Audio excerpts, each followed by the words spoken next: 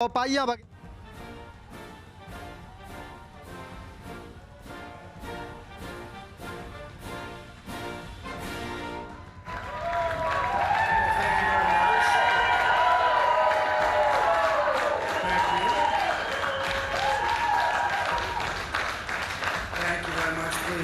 Thank you. This is without question the latest news conference I've ever had. We love you. Thank you. I appreciate it very much, and I want to thank the American people for their tremendous support. Millions and millions of people voted for us tonight, and a very sad group of people is trying to disenfranchise that group of people, and we won't stand for it. We will not stand for it. I want to thank the First Lady, my entire family, and Vice President Pence, Mrs. Pence, for being with us, all three of us. And we were getting ready for a big celebration. We were winning everything, and all of a sudden it was just called off.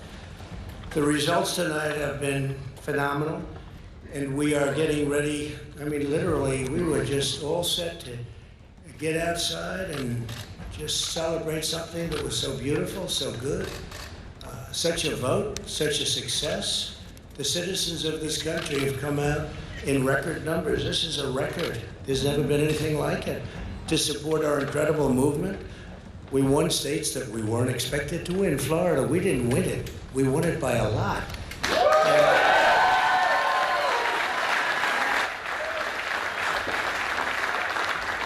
won the great state of Ohio. We won Texas.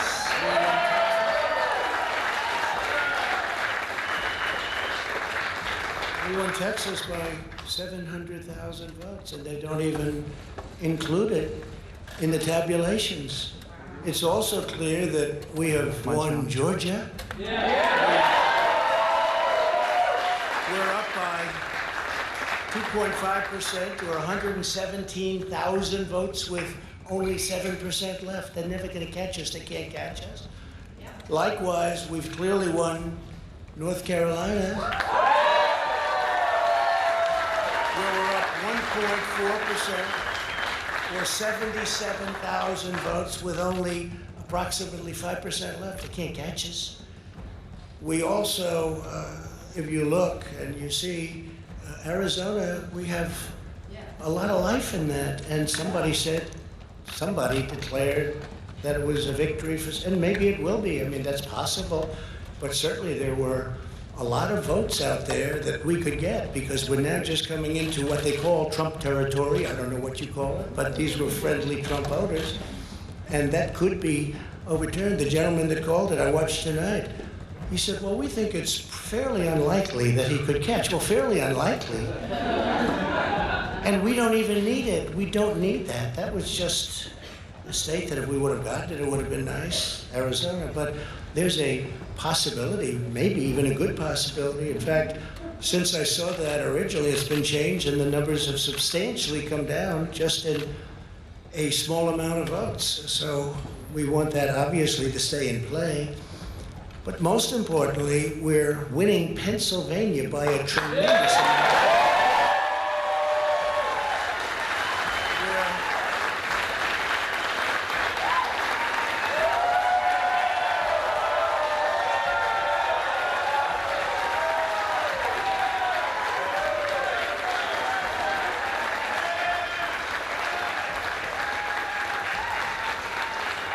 We're up 600, think of this. We're up 690,000 votes in Pennsylvania, 690,000. These aren't even close. It's not like, oh, it's close. With 64% of the vote in, it's going to be almost impossible to catch. And we're coming into good Pennsylvania areas where they happen to like your president. Yes. So we'll probably expand that. We're winning Michigan by, I'll tell you, I looked at the numbers. I said, whoa. I said, Wow, that's a lot. By almost 300,000 votes. And 65% of the voters in it. And we're winning Wisconsin. And so we're winning. We don't need all of them. We need, because when you add Texas in, which wasn't added, I spoke with the really wonderful governor of Texas just a little while ago, and Greg Abbott, he said, congratulations. He called me to congratulate me on winning Texas. I mean, we won Texas. I don't think they finished quite the tabulation, but there's no way. And it was almost complete, but he congratulated me. Then he said, by the way, what's going on? I've never seen anything like this. Can I tell you what? Nobody has. So we won by 107,000 votes with 81% of the vote. That's Michigan. So when you take those three states in particular, and you take all of the others, I mean, we have so many, we had such a big night. You just take a look at all of these states that we've won tonight, and then you take a look at the kind of margins that we've won them by. And all of a sudden, it's not like we're up 12 votes and we have 60% left. We won states, and all of a sudden, I said, what happened to the election? It's off. And we have all these announcers saying, what happened? And then they said, oh, because you know what happened? They knew they couldn't win. So they said, let's go to court. And did I predict this, Newt? Did I say this? I've been saying this from the day I heard they were going to send out tens of millions of ballots. I said exactly, because either they were going to win, or if they didn't win, they'll take us to court. So Florida was a tremendous victory. 377,000. Texas, as we said. Ohio, think of this. Ohio, a tremendous state, a big state. I love Ohio. We won by 8.1%, 460. Almost 500,000 votes. North Carolina, big victory with North Carolina. And so we won there. We lead by 76,000 votes with almost nothing left. And all of a sudden, everything just stopped. This is a fraud on the American public. This is an embarrassment to our country. We were getting ready to win this election. Frankly, we did win this election.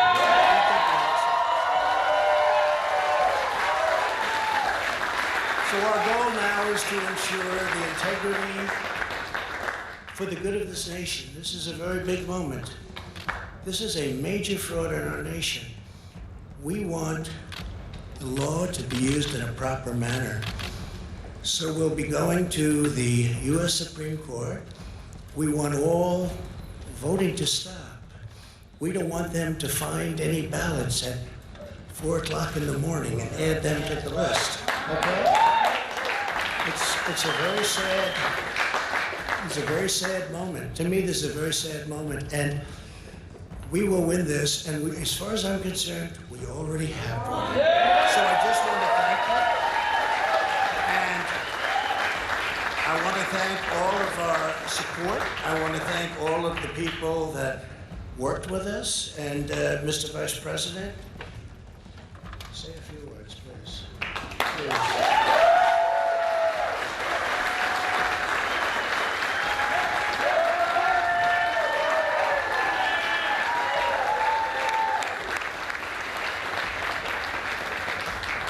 Thank you, Mr. President. I want to join you in thanking more than 60 million Americans who have already cast their vote for 4 more years for President Donald Trump.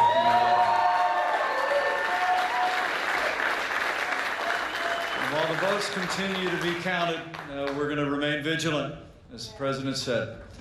The right to vote has been at the center of our democracy since the founding of this nation, and we're going to protect the integrity of the vote.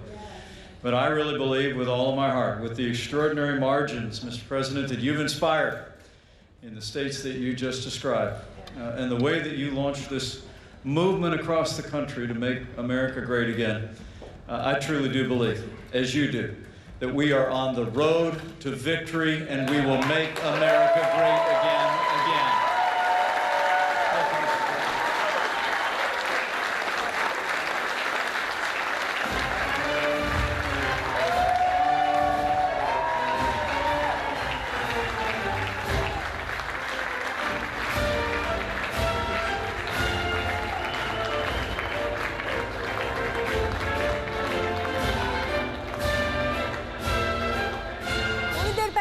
Biden भी आए थे और उन्होंने भी दावा किया कि वो जीत रहे हैं। वहीं ट्रंप अब से कुछ देर पहले उनको आपने सुना और वो भी इस बात का दावा कर रहे हैं कि वो धीरे धीरे जीत की तरफ बढ़ रहे हैं और जैसी ही उम्मीद उन्होंने की थी वैसी जीत उन्हें मिलेगी, इस बात का दावा भी उन्होंने किया। और इसके साथ साथ जो बाइडेन पर निशाना भी उन्होंने साधा। उन्होंने कहा कि हार के डर के वजह से कोर्ट जाने पर विचार कर रहे हैं जो बाइडेन। इस बात का जिक्र भी डोनाल्ड ट्रंप ने किया और इसके साथ साथ जहां जहां उन्हें अभी तक सफलता मिली है उसके लिए जनता का आभार भी जताया और कहा कि बड़ी जश्न की तैयारी में इस वक्त वो जुट जाएं, उनके समर्थक जुट जाएं क्योंकि जीत उनकी होने वाली है। लेकिन फिलहाल जो राज्य बचे हैं जहां पर नतीजे आने बाकी हैं, फिलहाल वहां पर दबदबा ट्रंप का ही माना जा रहा है और इसीलिए भरोसे से भरे हुए डोनाल्ड ट्रंप भी इस वक्त नजर आ रहे हैं। वहीं जो बाइडेन का कहना है कि वो भी पूरी तरीके से आश्वस्त है कि जीत उनकी होगी। लेकिन फिलहाल जो आंकड़े बता रहे हैं वो किस तरफ इशारा कर रहे हैं? डेमोक्रेट 220 पर इस वक्त नजर आ रही है और रिपब्लिकन 213 पर। लेकिन यहां पर अगर एक राज्य यानी आप समझिए 3 तो गिरी गिरी हालत में मिलने वाले हैं, तो ऐसे में एक बड़ा फेरबदल हो सकता है जो आने वाले समय में दिख सकता है और इसीलिए माना जा रहा है कि बाइडेन की मुश्किलें जो हैं वो बढ़ सकती हैं क्योंकि अब वो राज्यों का खुलासा होगा, यानी वो राज्यों के नतीजे आने शुरू होंगे जहां पर ट्रंप का दबदबा है। इस बात का जिक्र भी इलेक्टोरल वोट है उसका जिक्र उन्होंने किया कि धीरे धीरे वो वहां पर भी जीत रहे हैं। तो एक तरीके से इस वक्त उन्होंने अपना चिर परिचित अंदाज भी दिखाया। जिस तरीके से वो जब लोगों से बात करते हैं, जो उत्साह वहां पर दिख रहा था वो देखने लायक था और वो उनके मुताबिक कि ये उत्साह ही ये दिखा रहा है कि लोग उन्हें कितना पसंद करते हैं और ना सिर्फ पसंद करते हैं, एक बार फिर से उस गद्दी पर बैठाएंगे जिस गद्दी को वो चाह रहे हैं, जिसके लिए ये पूरा चुनाव देखिए हो रहा है राष्ट्रपति पद के लिए और वहीं वो बैठना चाह रहे हैं। उसके लिए जनता का शुक्रिया भी इस मंच से उन्होंने अदा किया और इसके साथ साथ वो चूके नहीं है। जो बाइडेन का जिक्र उन्होंने किया और ये कहा कि वो जान रहे हैं कि वो हारने वाले हैं और हार के डर से ही वो कोर्ट जा सकते हैं। इस बात का जिक्र भी डोनाल्ड ट्रंप ने इस मंच से किया। आप समझिए इस वक्त वहां आधी रात है, आधी रात को जनता को संबोधित करते हुए डोनाल्ड ट्रंप थे।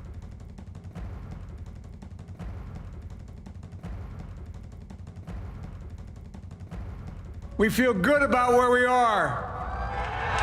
We really do. I'm here to tell you tonight, we believe we're on track to win this election. We're going to have to be patient. It ain't over till every vote is counted. Every ballot is counted. तो अब से थोड़ी देर पहले Joe Biden भी सामने आए थे, जनता से मुखातिब हुए और उन्होंने आभार जताया कि जिस तरीके का प्यार उन्हें मिला है उससे वो भावुक हो रहे हैं और उन्होंने भी उस वक्त अपने जीत का दावा किया था। लेकिन अब से थोड़ी देर पहले कितनी गहमा गहमी की स्थिति इस वक्त होगी अमेरिका में, इसका अंदाजा आप लगा सकते हैं क्योंकि जो बाइडेन वो भी पहुंचते हैं जो कि राष्ट्रपति पद के उम्मीदवार हैं। वहीं देखिए डोनाल्ड ट्रंप अब से थोड़ी देर पहले आए और उन्होंने भी संबोधित किया और इस बात का जिक्र भी किया कि जो बाइडेन समझ चुके हैं कि वो हार रहे हैं और इसलिए वो कोर्ट भी जा सकते हैं। पहली बार नहीं है जब ये कोर्ट में मामला जा सकता है। अब देखना होगा कि आगे किस तरीके का मोड़ ये चुनाव लेता है। वहीं अमेरिकी राष्ट्रपति चुनाव में इस बार एक नया रंग भी नजर आया है और वो रंग है हिंदुत्व का।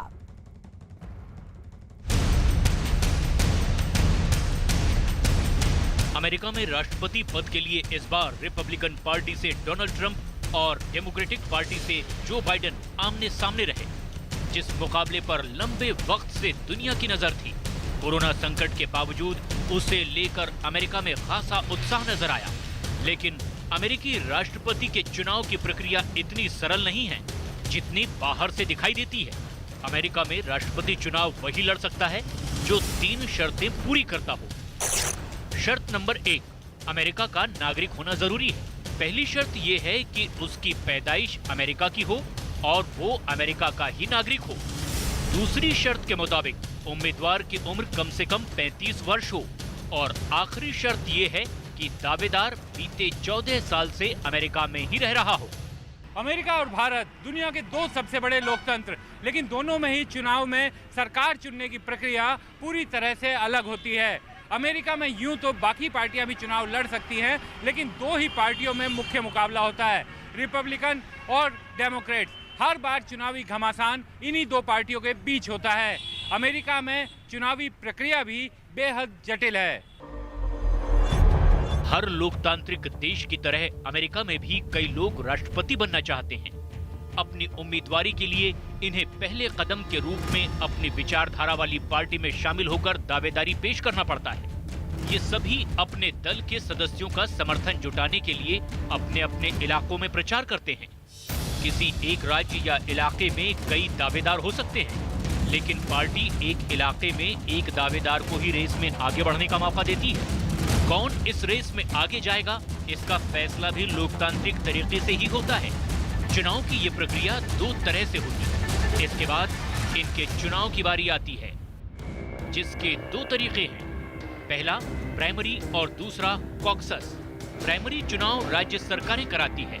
ये चुनाव खुले या बंद तरीके से होते हैं। खुले रूप में चुनाव में पार्टी के समर्थकों के साथ ही आम जनता भी वोट के जरिए उम्मीदवार चुनती है, जबकि बंद रूप से मतदान में सिर्फ पार्टी से जुड़े समर्थक ही उम्मीदवार के लिए वोटिंग करते हैं। ज्यादातर राज्य प्राइमरी तरीका ही अपनाते हैं।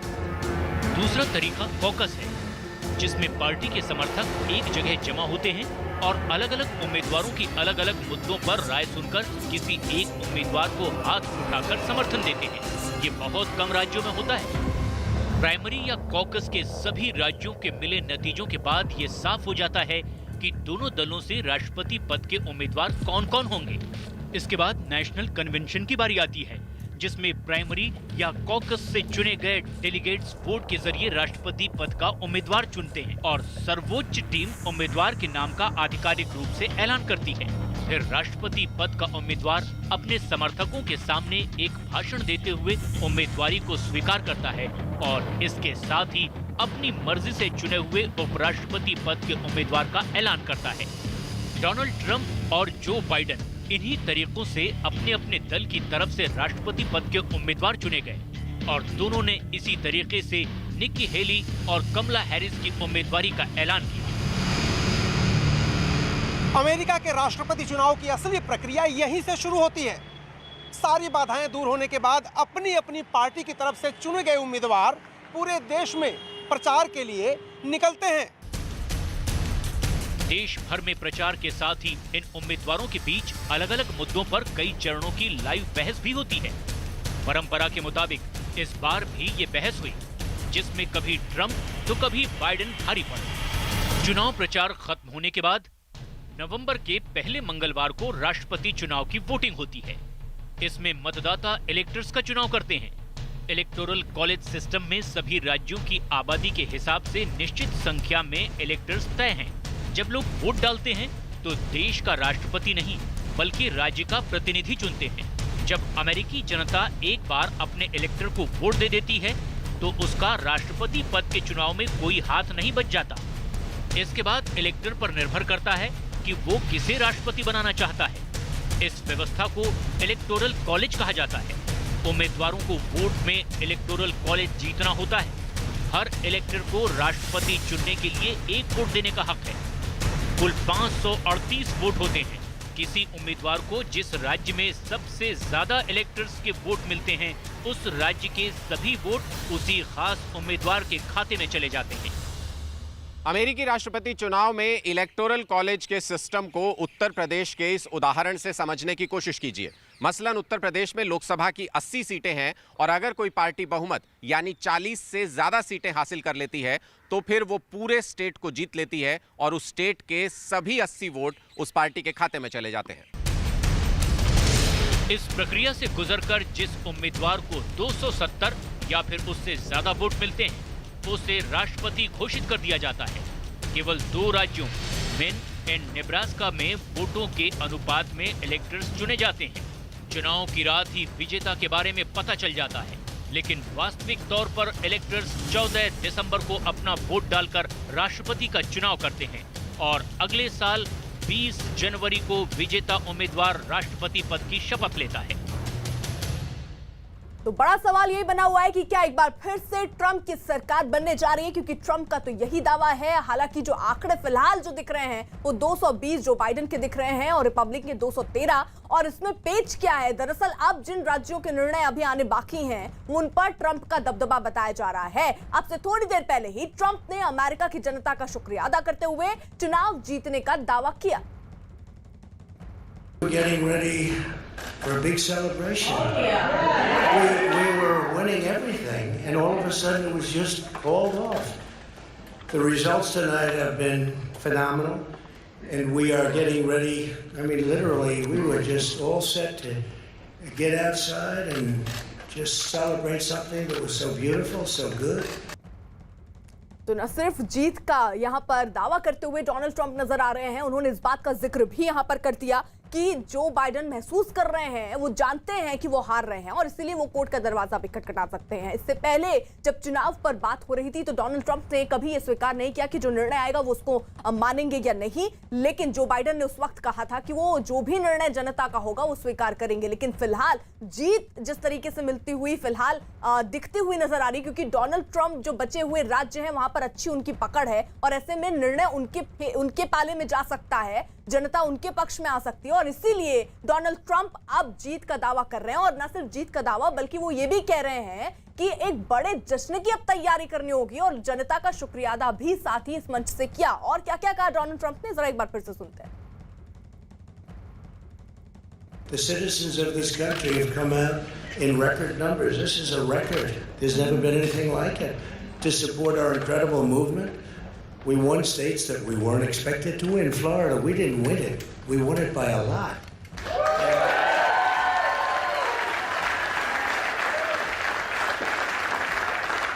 We won the great state of Ohio.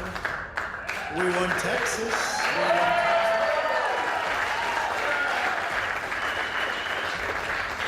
We won Texas by 700,000 votes, and they don't even include it in the tabulations.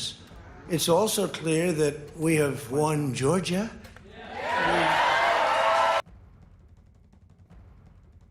और इसी बीच हमारे साथ टेक्सास से आदित्य रस्तोगी इस वक्त जुड़ चुके हैं, हमारे खास मेहमान इस वक्त। आदित्य, अब डोनाल्ड ट्रंप भी सामने आए, जो बाइडेन भी सामने आए, फिलहाल जो आंकड़े हैं वो क्या कह रहे हैं और कैसे पासा पलट सकता है, पहले तो ये समझा दीजिए। तो अभी जैसा जो आदित्य, आवाज आ रही है?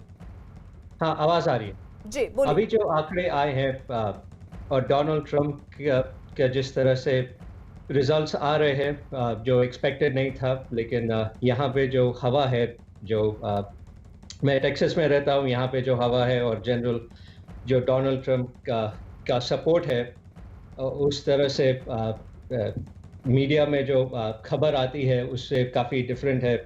यहाँ पे लोग और जो रिज़ल्ट अभी आया है वो दर्शा रहा है कि डोनाल्ड ट्रंप का यहाँ काफ़ी सपोर्ट है। यहाँ पे अभी डोनाल्ड ट्रंप का जो पॉइंट उन्होंने रखा है कि पेंसिल्वेनिया में और जॉर्जिया में इलेक्शन की गिनती रोक दी गई है। तो अब इसके बाद क्या होता है, उनका जो कहना है कि और कहीं से वोट आ सकते हैं, जो एसेंशली वो कह रहे हैं कि कुछ घोटाला हो सकता है। तो उनको हो सकता है कुछ जानकारी हो जो और को नहीं है। तो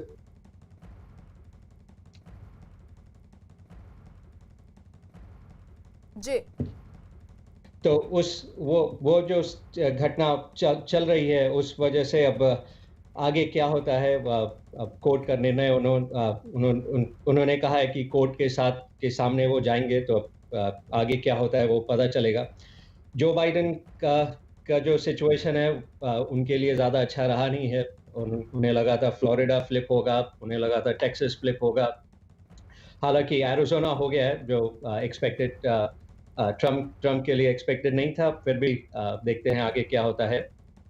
और उसके अलावा अभी एक काफ़ी कांटे का मुकाबला है, जो देखना पड़ेगा क्या होता है। ठीक है आदित्य, आप रहिए हमारे साथ। वहीं देखिए, जिस तरीके से फिलहाल अभी जो स्थिति दिख रही है, वो जिस तरीके से डोनाल्ड ट्रंप सामने आते हैं और वो पेंसिल्वेनिया का जिक्र जैसे आप भी कर रहे हैं, आप टेक्सास का जिक्र कर रहे हैं, उन्होंने भी टेक्सास का जिक्र किया और उन्होंने कहा कि जैसी उम्मीद उन्होंने की थी दरअसल जीत भी वैसी ही मिलेगी। लेकिन यहाँ जो ओपिनियन पोल थे, जो लोगों का सोच थी, जो दिख रहा था कि बाइडेन के पक्ष में हो सकता है, पासा किस तरीके से पलट रहा है वो जरा हम समझना चाहेंगे, क्योंकि जो बाइडेन 220 है, रिपब्लिकन के 213 है। ये आंकड़ा कैसे बदल सकता है? जो और राज्य बच्चे हैं वहां किस तरीके का दबदबा डोनाल्ड ट्रंप का है? तो जैसे मिशिगन है, मिशिगन में वहाँ पे रस्ट बेल्ट जिसको कहते हैं, जहाँ पे बिल्कुल जो डोनाल्ड ट्रंप ने काफ़ी इंडस्ट्रीज लाई जो मेक्सिको जा रही थी, जैसे कार मैन्युफैक्चरर्स हैं सारे वहाँ जा रहे थे। तो पिछले 4 सालों में काफ़ी बदलाव आया है, तो डोनाल्ड ट्रंप का काफ़ी सपोर्ट है वहाँ पे। और जो इलेक्शन में रिजल्ट आ रहा है मिशिगन में, जो अगर आप पोल्स ले की जो पहले जो हवा थी उसमें लग रहा था मिशिगन बिल्कुल बाइडेन को जाएगा, लेकिन अभी डोनाल्ड ट्रंप काफ़ी आगे हैं। पेंसिल्वेनिया में काफ़ी आगे हैं वो इस वजह से क्योंकि पेंसिल्वेनिया में फ्रैकिंग काफ़ी होती है, ऑयल मैन्युफैक्चरिंग काफ़ी होती है और बाइडेन उसको अभी बंद करना चाहते हैं। तो ऑब्वियसली उनके अगेंस्ट काफ़ी रिएक्शन हुआ, तो इसलिए डोनाल्ड ट्रंप को काफ़ी सपोर्ट मिल रहा है बहुत पेंसिल्वेनिया और मिशिगन में। तो इस वजह से अब जॉर्जिया में काफ़ी ऑलरेडी काफ़ी आगे हैं, काफ़ी वोट आ भी काफ़ी ऑलमोस्ट सारी गिनतियाँ हो भी चुकी है जॉर्जिया में। तो अगर ये जॉर्जिया आ गया, पेंसिल्वेनिया आ गया, मिशिगन आ गया और साथ में विस्कॉन्सिन आने की भी चांसेस है, अगर ये तीनों आ गया फिर डोनाल्ड ट्रंप का रास्ता बिल्कुल साफ है।